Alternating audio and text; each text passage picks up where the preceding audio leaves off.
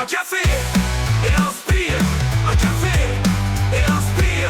Un café et inspire. Un café et inspire. Et bonjour à tous et bienvenue dans le Café Spire, une émission avec du café et l'esprit.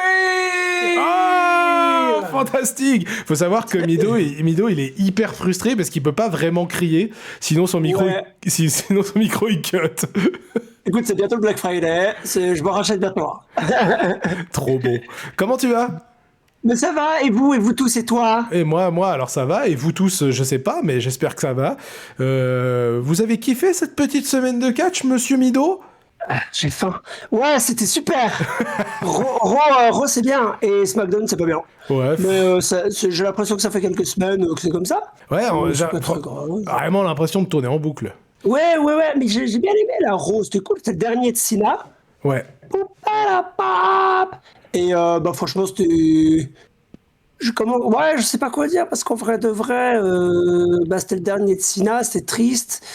Mais il y avait, au niveau catch, on a eu du très bon, et puis on a eu des histoires qui se suivent, qui étaient bien. Moi, j'ai trouvé très poli. Non, c'est vrai que SmackDown, voilà. C'est vrai que Raw, c'était chouette.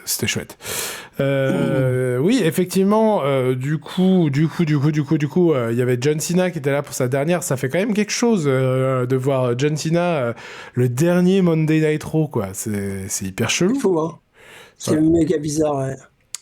Alors qu'il va bien, quoi. J'ai vraiment de la peine à imaginer qu'il s'arrête.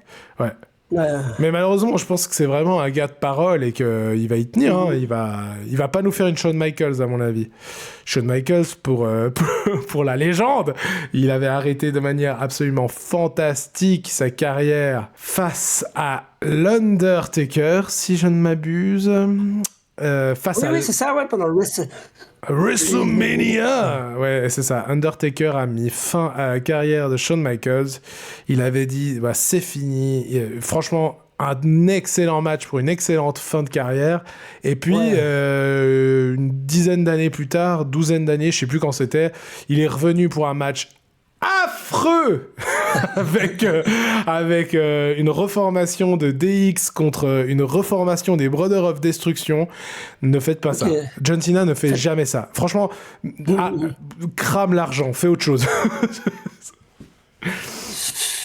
Donc, Cena qui fait son dernier Monday Night Raw, et il est interrompu par Dominic Mysterio qui est pas content parce qu'il a perdu le titre intercontinental.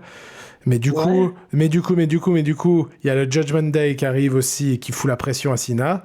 Et du coup, il lui faut des alliés. Et les alliés, ce sera nul autre que Sheamus et Rey Mysterio, qui est justement de nouveau avec du bif avec son fiston. Du coup, il y aura un super 3 contre 3 qui va se faire et c'était très très chouette. Joli match de catch avec plein de moments sympas, dont le triple You Can See Me, là. C'était très chouette, ouais. Plein de jolis moments, mais voilà. Honnêtement, un match sympa. Je sais pas, je m'attendais à quelque chose d'un peu plus chouette pour le dernier match de Cena à Raw. Ouais. Après, je me dis, c'était feel good. Il y aura sûrement un match assez intense à son Saturday Night Main Event. Donc pourquoi pas. En tout cas, super sympa. Je sais pas ce que t'en as pensé. Moi, j'ai trouvé très sympa, très chouette. Et puis, oui, toujours un peu, qu'est-ce qu'on pourrait faire plus, mais est-ce qu'on pourrait pas, toujours faire mieux? Et j'ai donc un peu trouvé dommage. Enfin, je veux dire, je trouve un peu dommage de chercher absolument la petite bête du mieux. Mieux est l'ennemi du bien, donc j'ai trouvé très correct. Ouais. Et voilà. Ouais. Il y a eu aussi un autre truc, il y a eu plusieurs choses importantes dans ce Monday Night Raw, dont un match de Maxine Dupri qui affrontait Becky Lynch. Mon Dieu, oui. Enfin pour le titre intercontinental. Maxine Dupri qu'on a vu vraiment évoluer ces derniers temps de manière absolument fantastique, qui est pas vraiment un perso sur qui tu mettrais un billet, mais en fait... Non, et pourtant trop bien, quoi. Ouais, c'était vraiment chouette. Et puis, du coup, pendant ce match, il y a eu un petit peu d'overbooking, parce qu'en fait, c'est AJ Lee qui va faire son retour. Oui. Ça va déstabiliser Becky Lynch et c'est comme ça qu'elle va perdre sa ceinture. Mais du coup, je l'ai noté, j'ai fait des petites notes. Alors, je les les ai pas passées cette fois-ci, mais c'est parce que Scandale. scandale. C'est parce elles sont assez brèves. J'ai pas grand-chose d'écrit, mais j'ai noté que j'ai été ému, vraiment. Ça m'a fait quelque chose de voir Maxime Dupri remporter ce titre, parce qu'en fait, personne n'y croyait au projet Maxime Dupri et elle avait l'air tellement contente d'avoir ce titre. C'était vraiment un beau moment. J'ai vraiment kiffé. Et puis AJ Lee, c'est bien que tu aies parlé d'AJ Lee parce qu'elle va faire partie du War Games. Ouais, elle va venir après, on va en parler. À SmackDown. Bon, ça on l'avait vu venir. D'ailleurs, la semaine dernière, j'ai aussi pré-shot ce truc puisque j'ai dit, AJ Lee, elle va revenir pour les War Games. Voilà, elle est là pour les War Games. Puis voilà, et puis pour le côté masculin, on a Brock Lesnar. Oh. Et Roman Reigns. Ouais, Roman Reigns. Moi j'ai hâte de WrestleMania, ça va être Roman Reigns, Lesnar, ça va être génial, le Rumble aussi. Le Rumble, ce sera incroyable. Putain, cette rivalité qui a plus de 10 ans, il y en a plein le cul, putain. Non, je te jure, c'est vraiment un truc, j'en peux plus. Déjà, Lesnar, on en a déjà parlé, mais faut vraiment cancel ce type faut cancel ce type, point. Et puis Roman Reigns, il est là tous les 6 du mois, et puis si c'est pour affronter des Brock Lesnar dans des matchs qui vont être plus que mid, j'en suis persuadé. C'est grosse fatigue quand même. Oui, non mais oui. Je n'ai pas de commentaires. Mais non, mais tu veux faire quoi? Enfin, je veux dire, Ouais, y a rien à faire. Qu'est-ce que c'est comme ça? Brock Lesnar, qu'on le veuille ou non, il ramène une pétée de pognon. Ouais. Mais n'empêche qu'avec ce qui se passe en ce moment, je repars sur la théorie du mec avec une moustache et un petit chapeau au fond de la salle des mecs de la Creative Team et qui fait ça va être génial. Excusez-moi. C'est vrai, Ouais, vraiment. Non, mais c'est McMahon, il est là. C'est absolument personne. Je suis persuadé. Non, mais oui, il est derrière. Il faut faire Brock Lesnar contre Roman Reigns. C'était la rivalité du siècle. Vous voulez pas reprendre Omos? Oh putain, ouais, c'est vrai, ils ont repris Omos en plus. C'est vrai? Mais non, mais il est à Donc, Ah ouais, à Triple A. Oh putain. Bon, sinon, dans ce Monday Night Raw, il y a eu aussi d'autres choses qui étaient vraiment chouettes. Il y a eu le petit Javon Evans de NXT à qui on lui donnait quelques espoirs, même s'il affrontait Gunther. Et puis là, soudain, on s'est rendu compte que...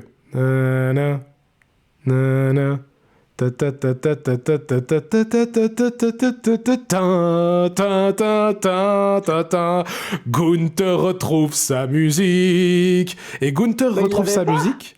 Ouais, mais il avait plus la version. Tu te rappelles, avant ça faisait Gunther, le ring général. Gunther. Oui, et puis ouais, en fait, c'est vraiment la symphonie du nouveau monde de Anton Dvorak. C'est ça. Ouais, ok, cool. Et en fait, c'est sa musique qu'il avait avant de se faire Def rebeller. Ah. Et surtout, c'est la musique qui symbolisait Imperium quand ils étaétaient vraiment au sommet, particulièrement à NXT Europe, qui était vraiment... parce que pas Europe du coup, mais UK. Alors c'était vraiment... Quand il y avait cette musique qui sonnait, tu savais que t'allais te faire éclater la gueule.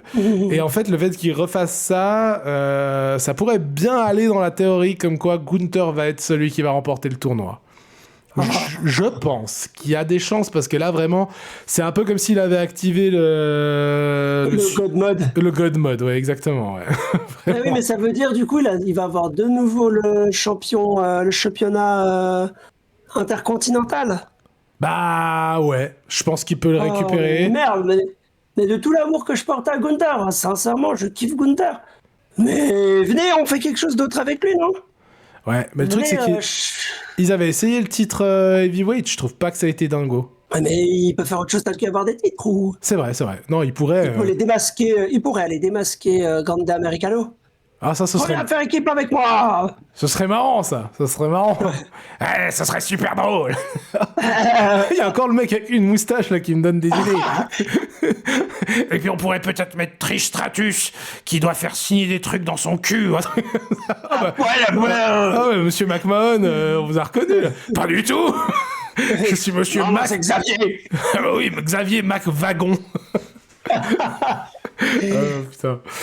Et en fait, ouais, effectivement, ben, c'est un peu tout ce qui a tiré de ce Monday Night Raw, puisque ça va se finir en gros clash avec Roman Reigns et Brock Lesnar, là. Ah, super. Alors, on les embrasse. On les embrasse, puis alors après, on les embrasse tout particulièrement pour SmackDown, parce que SmackDown, c'était mou du cul. En fait, c'est ça qui est dommage, c'est que les matchs à SmackDown, je les ai trouvés chouettes, mais en fait, il y a tellement pas d'évolution de storyline, il y a tellement pas de Comment ça suspense. Une évolution de storyline, mais tu es fou. Je sais pas, il y a rien qui se bouge le fiac. Mais ça ne fait que 3 mois que ça stagne, encore 6 mois. On peut en faire bien plus. Il faut tirer jusqu'à WrestleMania 43. Ah, Bill Goldberg, on vous a reconnu. Ah ouais. Trop drôle. Oh, Putain. mon Dieu. Et ouais, donc du coup, à SmackDown, bon, en gros, malheureusement, ce que j'ai noté, c'est tout tourne autour du tournoi de John Cena. Il y a eu les derniers matchs. Il y avait le Judgment Day qui était là, donc on avait un peu l'impression que c'était une grosse répétition de Monday Night Raw. Et on a su un truc intéressant, c'est que... Enfin, intéressant, malheureux, mais intéressant puisque ça rajoute du suspense. C'est que dans le tournoi, maintenant, ils ont fait tous les premiers rounds, mais malheureusement, Sheamus est blessé. Merde. Et ouais, et donc du coup, il va être remplacé pour le round 2 face à LA Knight. LA Knight qui aura eu donc 2 combattants mystères. C'est l'homme mystérieux, c'est LA Knight. Je sais pas, le pauvre. Il combat que contre des gars et contre qui il peut pas se préparer. Ouais. Et là, il y a des chances qu'il nous joue une jolie carte surprise encore. Mais bon. Ouais. Mais bon, calmons-nous, parce que tout de suite, j'ai réentendu... Il y avait qui ? Il y avait ce midi, là, il y avait Van Bra qui était là. Ce sera Edge ! Ce sera Edge ! Calmons-nous, d'accord ? Jusque-là, les surprises, elles sont toutes venues de TNA. Moi, je pense qu'ils peuvent encore en faire. Donc, ça sera probablement un mec de TNA. Mais oui, et puis un petit joint. I believe in Jean-André. Putain, ouais, sûrement. I believe in Jean-André. Ouais, parce qu'à mon avis, LA Knight, il va se qualifier pour les demi. À mon avis, LA Knight, il sera dans les demi. À mon avis, là, par rapport à Skate, qui s'est qualifié, ils vont nous faire des demi, genre LA Knight contre Jey Uso. Yeet. Comme ça, on règle cette histoire une bonne fois pour toutes. Puis de l'autre côté, honnêtement, de l'autre côté, je sais pas, peut-être Gunther contre le masqué, là. Oh, je suis désolé. Le masqué. contre le mec qui fait du feu, là, que ça tourne. Moi je me décide des scénaristes, tout ça. Penta. Et c'est là du coup qu'on apprendra. Qui fait du feu. Ouais, vraiment. Et c'est à SmackDown aussi qu'on apprendra du coup que les dernières meufs des War Games, parce qu'elles étaient 4 de chaque côté, ça va être du coup AJ Lee pour les gentils, et chez les méchantes, sans trop de surprise, Becky Lynch. Donc voilà. Un petit SmackDown. Mais écoute, à voir. Elles sont que 4 du côté de SmackDown. Bah non. Du côté gentil. Elles étaient que 4. Alexa Bliss. Ouais, elles étaient que 4. Oui, parce qu'au final, ça on n'avait pas dit. La dernière fois, il y avait du surprise, il y avait du suspense. Ce qu'ils avaient dit, ouais, Charlotte Flair, peut-être elle veut plus être dans l'équipe. Alors là, je me suis dit, trop cool. Là, il va y avoir du remue-ménage. Vas-y, te rappelles, on a même dit, peut-être ils peuvent nous faire démarrer Paige. Peut-être ils peuvent. Ça fait 6 mois qu'on attend. T'es où? On avait plein d'espoir, et puis en fait, elles ont juste fait, mais finalement, oui. Finalement, je reviens. D'accord. Et là, à SmackDown, justement, il y a eu tout un spot pré-shot, un petit truc vidéo où elle disait « Est-ce que je peux avoir confiance en toi, Charlotte ?» Et Rhea Ripley qui répondait, et Charlotte qui répondait, hé moi, est-ce que je peux avoir confiance en toi, Rhea? Et elles se regardaient dans les yeux comme ça, on aurait presque dit qu'elles allaient s'embrasser justement. Et en fait, elles disent, ouais, tu peux avoir confiance en moi parce que je suis une gentille et le pouvoir de notre amitié est plus fort. Waouh. Et ben justement, je pense qu'il y en a une des deux, on ne pourra pas lui faire confiance. Et à mon avis, ce sera Charlotte Flair. Charlotte Flair. Ce sera Charlotte Flair qui mettra une spire ou là. Bah justement, Charlotte Flair, elle met des spires et à mon avis, à un moment, Rhea, elle va s'en prendre une, entre guillemets, ouvrez les guillemets, sans faire exprès. Ouais, alors qu'en fait, elle est méchante. En fait, elle est méchante depuis le début. Elle est plus copine avec Alexa Bliss, elle est plus copine avec Rhea Ripley. Mais elle est copine avec... Ric Flair. Je le fais. Bigglebear. Non, Ric Flair. Ah ouais, Ric Flair, bah oui. Ah, mais le comique de répétition, quoi. Wouh. Super. Ah oui. Et du coup, comme il n'y a pas grand-chose à dire, je voulais revenir un petit peu sur les pay-per-view, PLE si vous préférez, à thème. Parce que en fait, c'est un petit peu la polémique en ce moment. Enfin, chaque année, c'est la même merde. Quand on arrive à War Games, il y a les gens qui disent « Bah, War Games, c'est trop bien !» Puis il y a les autres qui disent « Bouh, War Games, c'est trop nul! Revenez aux Survivor Series à l'ancienne !» Et en fait, c'est là que m'est venue cette idée de dire « Mais en fait... » d'ailleurs, il y a un gars, avant d'arriver au thème, il y a un gars qui a dit une phrase que j'ai trouvée très juste et qui m'a donné envie de parler de ça, qui disait « Mais en fait, pourquoi ?»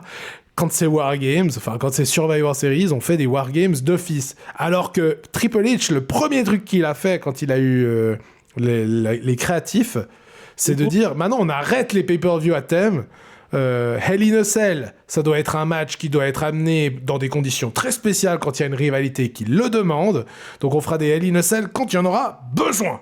Par contre, on va faire Survivor Series War Games tous les ans. Et tous les ans, on va faire des War Games, même quand on n'a pas de construction. Mal écrit en 2 épisodes, avec des rivalités qui durent depuis 10 ans. Ouais. Non, et puis surtout, le vrai problème, derrière, il y a... moi, je te suis sur le fait qu'il y a encore McMahon dans les créatifs, parce que Triple H enlève ça, et d'un coup... War Game, tout le temps, tous les jours. Non, mais en fait... Les légendes. En fait, et c'est ça que je trouve débile, c'est qu'en fait, enlever les Hell in a Cell obligatoires à cause du pay-per-view qui s'appelle Hell in a Cell, c'était un très bon move. Mais la grosse différence, c'est que si tu forces à foutre un Hell in a Cell par année, à la limite, c'est pas difficile à faire, parce qu'en fait, Hell in a Cell, tu peux le faire avec une personne, enfin, tu peux le faire en 1v1, et tu peux le faire en 2v2, tu peux le faire en triple menace, tu peux le faire en fatal four-way. Enfin, entre guillemets, c'est encore assez facile à produire.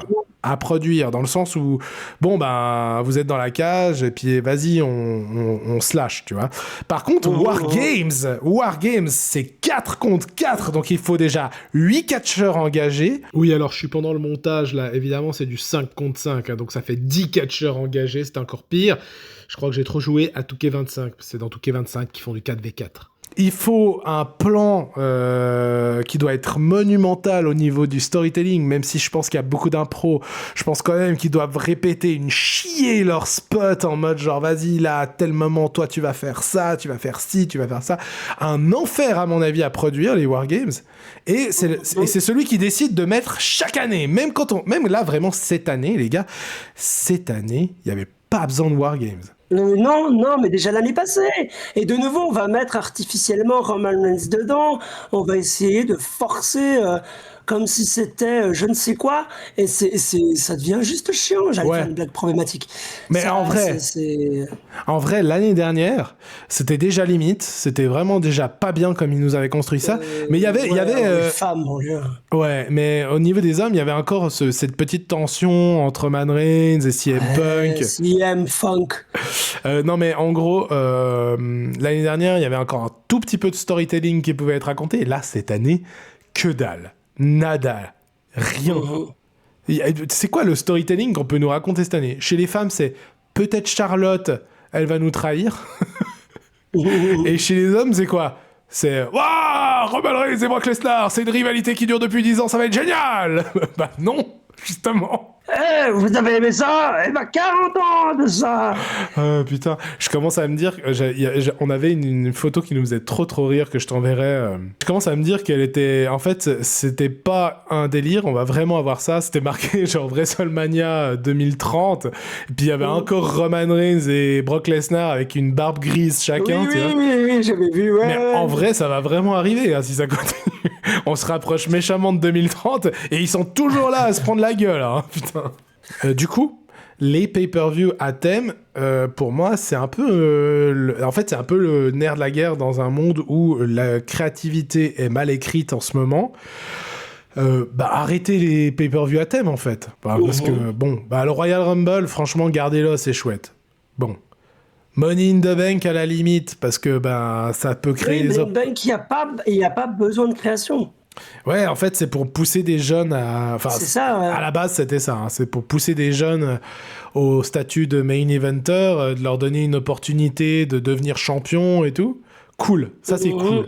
Ça, c'est cool. Puis surtout, en fait, t'as un match Money in the Bank masculin et féminin, puis tu peux construire le reste de ta carte un petit peu. Ok. Royal Rumble, le Royal Rumble c'est légendaire, je pense pas que ça s'arrêtera un jour, et puis c'est vraiment, pour moi c'est vraiment le meilleur. C'est le meilleur, voilà. C'est mon pay-per-view préféré de l'année. Par contre tous les autres, là, de toute façon cette année il n'y a plus de thème nulle part, je veux dire, SummerSlam c'était pas un truc à thème, maintenant on va avoir du WrestlePalooza, ça veut déjà rien dire, puis en plus il n'y a pas besoin de thème. Mais ça va être chaque année ça? Mais je sais pas, mais en fait ce que je veux dire c'est que on a arrêté les pay-per-view à thème, tu vois. Parce qu'il y a quelques années, toi, t'as pas connu parce que tu regardais pas, mais avant, on avait Hell in a Cell, ça, t'as connu encore. On avait Hell in a Cell, où il y avait forcément du Hell in a Cell. Il y avait le pay-per-view TLC, où il y avait forcément des matchs TLC, donc table, échelle et chaise. On avait un autre pay-per-view, il existe toujours, Elimination Chamber. On a forcément des Elimination Chamber. Tu vois, foutre un thème... c'est vraiment... Et d'ailleurs, avant, il y a eu pire, parce qu'il y en a eu à l'époque qui s'appelait... Alors ceux-là, je les ai jamais vus en live, et je crois que je les ai jamais regardés tout court. Il y en a un, il s'appelait tout simplement... C'était dans les années 2010, je crois. Il s'est appelé Fatal 4-Way. C'était le nom du pay-per-view. Mais le Fatal 4-Way, c'est pas une... C'est une stipulation, oui. Ouais, c'est ça. Et pareil, ils ont fait un pay-per-view là-dessus, donc ça voulait dire, je pense que dans la soirée, il devait y avoir au moins 5-6 Fatal 4-Way. Voilà. Vous avez votre pay-per-view, Fatal 4-Way. C'est comme si demain, Joe, t'as pas une idée là pour nous faire un pay-per-view triple menace. Et on met des triples menaces toute la soirée. Putain. N'empêche que si Mido devait faire un pay-per-view, on sait tous lequel ce serait. Ce serait gigantesque, ce serait écrit en rouge, comme ça. Ça s'appellerait Sphere. Et en fait... toute la soirée, c'est que des matchs de Bill Goldberg. C'est que des matchs de Bill Goldberg. Ou alors, peu importe quelle superstar tu es, tu dois mettre une spear, sinon le match n'est pas validé. Oh oui. Le premier qui met une spear, la stipulation. Voilà. Et n'empêche, on devrait faire ça dans 2K25. On devrait faire une stipulation match spear. Premier qui met un spear a gagné. Tout ça pour dire que les matchs, enfin les pay-per-view à thème, c'est un peu... Du coup, pour toi, le fait qu'ils aient lâché ça, c'est mieux. Oui, et du coup, pour revenir aux War Games, je trouve que c'est débile, parce qu'en fait, on a enlevé tous les matchs à thème, mais il s'y accroche à son War Games, à Triple H, en mode, on dirait que c'est son trésor, quoi. C'est vraiment, j'ai ramené ça d'NXT, c'était génial. Ouais, sauf qu'à NXT, il y avait une construction, mais de malade, hein, pour les War Games. Il y avait vraiment une construction de malade pour les War Games. Chaque match War Games... Ouais, chaque match War Games de NXT que je regardais à l'époque, quand c'était Black and Gold, t'avais tellement envie de les voir, parce qu'en fait, il y avait mille choses. Il y avait 1000 choses en... Ouais. Puis il y avait 1000 choses en jeu. C'était pas que des clans, vas-y, je fous quelques MFT d'un côté, et puis quelques machins. Non, c'était genre... C'était vraiment stylé. War Games, ce qui aurait été plus intelligent, justement, les MFT face au Bray Wyatt, au Wyatt, pardon. Ouais, voilà. Au Wyatt 6, ça aurait pu être beaucoup plus intéressant. Mais les Wyatt 6, on se fait chier aussi, mais je veux dire, au moins, il y aurait eu plus de sens. Et en plus, je comprends pas, ils ont commencé à nous monter ça. Tu te rappelles, on en a parlé il y a quelques épisodes, c'était hyper stylé, les images. Au final, non. Au final, ils vont non. ils vont faire MFT, ils vont faire des matchs Survivor Series classiques à SmackDown. Ce que je trouve cool, comme ça, s'il y a des gens qui ont faim de Survivor Series à l'ancienne, bah allez voir ça. En plus, la DA, je sais pas si t'as vu, les matchs sont annoncés avec la DA, avec le design des années 80 en fait, c'est hyper cool. C'est vraiment... Ah non, ok, trop bien. Vous pouvez trouver ça sur internet. Et du coup, si vous avez faim de Survivor Series à l'ancienne, allez voir ça, ce sera à SmackDown. Par contre, il n'y a aucune construction de nouveau. Enfin, la seule construction, c'est... Parce que du coup, d'un côté, il y a MFTs. Ça, c'était... Moi, je pensais que de l'autre côté, il y aurait les Wyatt Six. Non. Ouais. Non. Au final, en face, il y a Sami Zayn. En fait, en face, il y a une brochette de connards. Parce que vraiment, Sami Zayn... Brochette de connards. Non, mais vraiment, le seul qui est legit, c'est Sami Zayn. Parce que Sami Zayn, il a du beef avec Solo Sikoa. À la limite, ok. 15 000 ans. Ouais, depuis 15 000 ans, je suis d'accord, ça traîne aussi en longueur. Mais du coup, t'as Sami Zayn, puis il a réuni avec lui Rey Fenix, les Motor City Machine Guns. Alors eux, bonjour, on est là, on aimerait bien avoir un match. Bah tiens, allez au Survivor Series avec Sami Zayn. Et Shinsuke Nakamura. Ah, Shinsuke Nakamura, t'es trop fort. Enfin, ouais. Toi aussi, t'aimes pas les MFTs? Viens avec nous. Bref, voilà. Bon, du coup, vous savez qui est mon favori pour ce match? C'est évidemment les MFTs. Parce que, alors, si en plus les MFTs ils perdent face à cette brochette sortie de mon cul. Connard. Vraiment, non, mais vraiment, s'ils perdent, il n'y a plus aucun espoir pour les MFTs. Il n'y a plus aucun espoir pour SmackDown. Arrêtez tout. On garde que Raw. Ça ira très bien. Et ouais, non, mais faites quelque chose avec SmackDown, les gars. Sortez-vous les pouces. Sauvez-nous. Sauvez-nous et taisez-vous. Taisez-vous. Oh putain, Finkelkraut, encore. Bon, j'ai plus grand chose à dire. Je sais pas si tu veux rajouter quelque chose. Moi non plus, et je vais vous avouer que... Qui se fait faim? Qui se fait faim, non, mais je dois vous avouer que j'aimerais parler avec plus de ardeur et plus d'envie. Mais on s'emmerde, quoi. Ouais. Et j'espère sincèrement que la WWE va se réveiller. Mais après, moi, j'aime jamais les fins d'année chez la WWE parce que c'est mauvais. Je trouve, depuis que je regarde. C'est très personnel. C'est vrai. C'est peut-être que moi, et j'ai aucun souci avec ça. Je crois que t'as assez raison ces dernières années, en tout cas, ouais. Ouais, moi, je vous souhaite en tout cas de regarder du catch là où vous avez envie, et je vous fais des bisous. Ouais, moi aussi. Et n'oubliez pas de vous abonner si c'est pas déjà fait, que ce soit sur YouTube ou Spotify. Encore un petit truc que je voulais dire, c'était que dans tous les cas, là, la fin de l'année, pour moi, c'est toujours un peu compliqué pour faire des épisodes un petit peu plus poussés. J'ai de moins en moins de temps avec la fin d'année qui approche. Mais début janvier, ça ira mieux, il n'y aura pas de problème. On pourra faire des émissions un petit peu plus travaillées. Oui. Mais j'ai des idées de trucs très chouettes qu'on va pouvoir faire avec Mido, dont je vais lui parler après cet épisode. Ah, super. Et surtout, normalement, le prochain épisode de Café Spire devrait être chouette parce que on va l'enregistrer très probablement à chaud après les Survivor Series. Après les Wargames. Après les Wargames. Voilà. Donc on va littéralement regarder avec nos conjointes respectives et juste après on va faire cassez-vous. Voilà, c'est ça. Bah, mangez-vous un petit bout de gâteau, nous on va gueuler dans un micro. Ouais, bonjour à tous, bienvenue, Spirou. En tout cas, de nouveau de Goldberg comme les 3 derniers épisodes. Écoutez, tout ce que je vous souhaite, c'est que... Parce que là, on en a pas beaucoup parlé, mais je pense quand même que Wargames peut être un bon PLE, même si Mido, il n'a pas beaucoup d'espoir. Je sais que Mido, il l'aime pas du tout. Moi, je pense quand même que Wargames peut être chouette, en tout cas au niveau sportif. Je pense qu'ils vont se sortir les doigts. Les doigts. Mais voilà, j'espère que les histoires vont un petit peu déboucher sur quelque chose, qu'on va pas juste tourner en rond, parce que sinon ça va être un PLE très très mid. Rappelons quand même, c'est le dernier truc que je vais dire, que Survivor Series fait partie des Big Four. Hein? Ouais, alors ça... Oui, mais qu'est-ce que ça veut dire? Ça veut dire que s'il y a une surprise, s'il y a une dingue, ça peut être là. Et surtout, il y aura John Cena contre Dominic Mysterio. Et on sait que... Voilà, il finit, non, oui.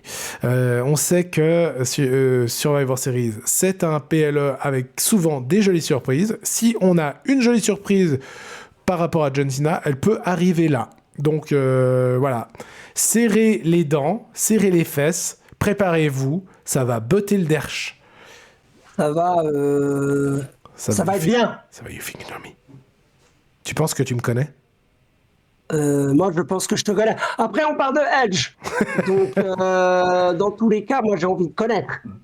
Et J'avoue. j'ai envie de spire des gens. Ou voilà. Voilà.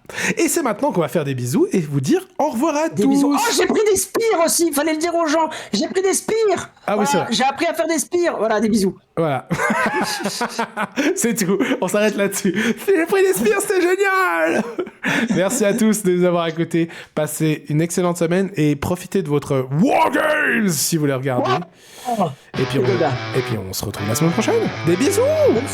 bonne soirée. Un café et inspire.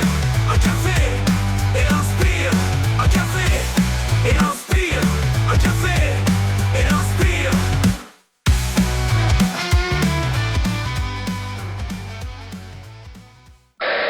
Peta. Tu veux de la polenta? Polenta, ouais. Et Et là, c'est là qu'on il apprendra. démasque Penta et Et c'est Edge. Oh, you think you know me? Eh ben non, Regarde, j'étais Panta depuis le début. Bah non, c'est moi, Penta. Ah putain. T'es loupé. C'était une image sur Instagram, putain. Oh, le retour de Ric Flair au Royal Rumble, ça va être génial. Oh, crevez-vous. Oh, quoi? Le retour de, comment il s'appelle, de Hulk Hogan, il va être génial. Oh mon dieu. Numéro 30, t'imagines? Wouh.